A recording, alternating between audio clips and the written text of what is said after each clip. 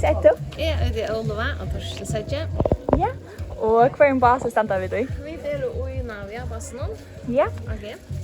Och alltså för det och så är det en flottare tröja. Vad är det för en tröja? Här är Orsens G-tröja i år. Så hon är bunden i Navia av Tofton. Och hon är tröjde bunden som betyder att hon är organ same. Så innanför tröjorna är det inte same och inte irriterande. Hon sitter bara perfekt och läcker och lätt.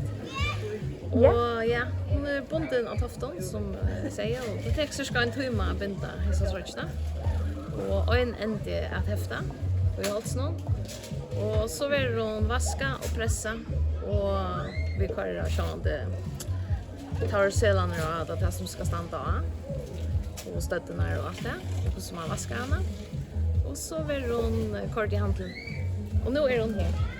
Och vad är det för att det är två fyra imslö? Ja, här är det tre imslö. Det är tre av Jerry Kloss som nu vänder lite.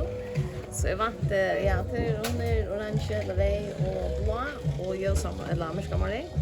Och ta nästa att han fjärde hon är faktiskt kocksgrå. Så det är så klassiska som förskar. Men vill du ha en som har symptomar flippbort. Det är så hända. Men det är stort vi kommer faktiskt själva välja färgerna. Alltså vi bestämmer själva akkurat och hur vi veta. Och här är det så vi samstar vilka och så vi tar att ta oss go till chatta. Ja.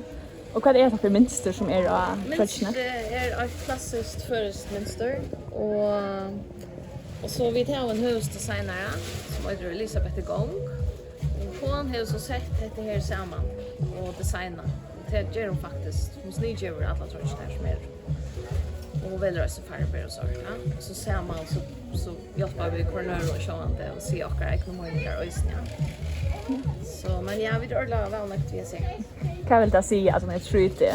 Tröjde, det kan vi se att hon är bunden runt. Alltså three-dimensional. Alltså hon är bunden pura så runt så tar hon kommer ut, tar kroppar och ärmar, allt är av.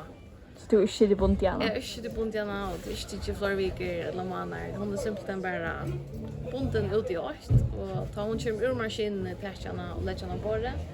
Och så är det så picka lite pette som vid sån nylon som vi kör av. Och så är ronden som hon är. Så ronden blir akkurat så ser. Och ordla pen och snack och så häfta en ända och så in i vaskmaskinen. Och hur mycket kostar hon? Hon kostar 11,95. Ja. Och hur länge har du uppe här?